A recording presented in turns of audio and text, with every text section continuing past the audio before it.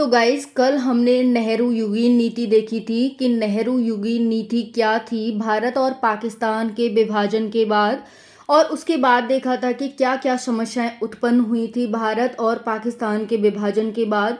अनेकों समस्याएं थीं जिसमें से सांप्रदायिक दंगों की समस्या, शरणार्थियों की समस्या, भारत व पाकिस्तान के बीच संसाधनों का बंटवारा, भारत व पाकिस्तान के बीच नदी जल विवाद। तो चलिए पहले कारण को समझते हैं। पहली जो समस्या उत्पन्न हुई थी उसे समझते हैं कि सांप्रदायिक दंगों की समस्या क्या थी और उसका समाधान क्या था।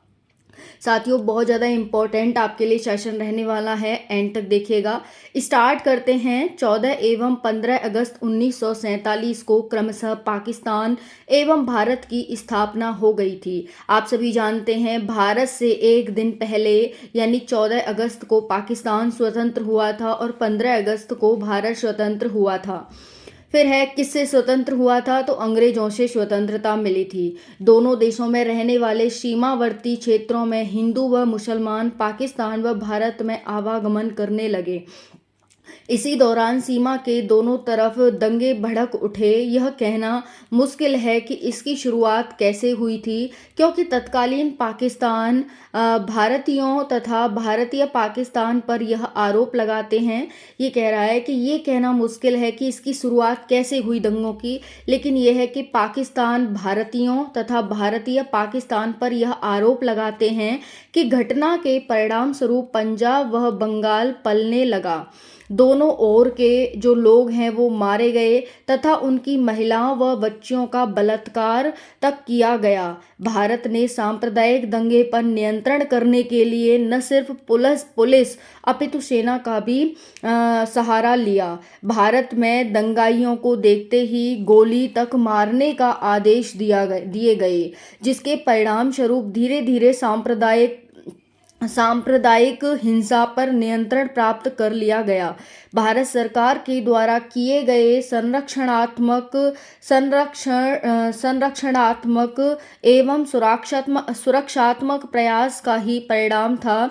यानी भारत सरकार ने जो संरक्षण और सुरक्षा के जो प्रयास किए थे उसी का परिणाम था कि अंत तक 4 से 5 करोड़ मुसलमान भाइयों ने भारत में रहना पसंद किया। यानी भारत की जो नीति ऐसी रही कि भाई मुसलमान भी भारत में रुकने को तैयार हो गए, जबकि पाकिस्तान का अलग मुस्लिम राष्ट्र के रूप में गठन हो चुका था। नेक्स्ट यहाँ पर देखेंगे हो चुका था। भारत ने इस कटु अनुभव से सीख लेते हुए अपने संविधान में मानववाद को प्राथमिकता देते हुए अपने संविधान में पंथ निरपेक्ष व्यवहार की व्यवस्था की, जिसके परिणाम स्वरूप भारत में न सिर्फ हिंदू अपितु मुसलमान को भी बराबरी का अधिकार दिया।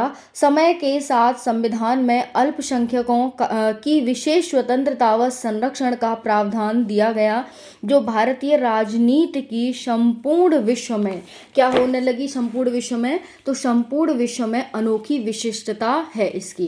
देखिए यहाँ पर हमने क्या सीखा इस वीडियो में। हमने ये सीखा कि भारत और पाकिस्तान का क्या हुआ भाई।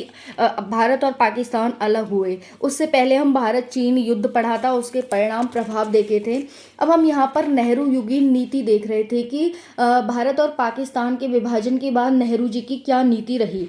तो हमने नीति में देखा कि उनकी जो नीति थी वो ऐसी थी, संरक्षण और सुरक्षात्मक थी, कि जिसके चलते मुसलमान भी 4 से 5 करोड़ मुसलमान भारत में रहने को तैयार हो गए। जबकि पाकिस्तान बन चुका था, मुसलमानों के लिए ही तो बना था वो, मुसलमान राष्ट्र के रूप में।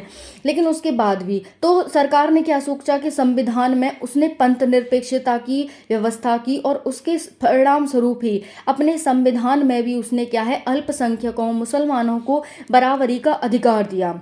ठीक है, इससे क्या हुआ, संपूर्ण विश्व में भारत एक विशिष्ट राज्य के रूप में, विशिष्ट देश के रूप में और उसकी विशिष्टता की गाथा गाने लगे लोग कि भाई देखो, अलग देश होने के बावजूद भी अपने देश में शरणार्थियों को क्या दे रहा है, वो पनाह दे रहा है। ठीक है, तो इस तरह से साथियों हमारा जो पहला पॉइंट था कि समस्याएं जो उत्पन्न हुई थी, सांप्रदायिक दंगों की समस्या, तो उसकी समस्या क्या थी आपको बता दी, और समाधान कैसे किया ये भी आपको बता दिया।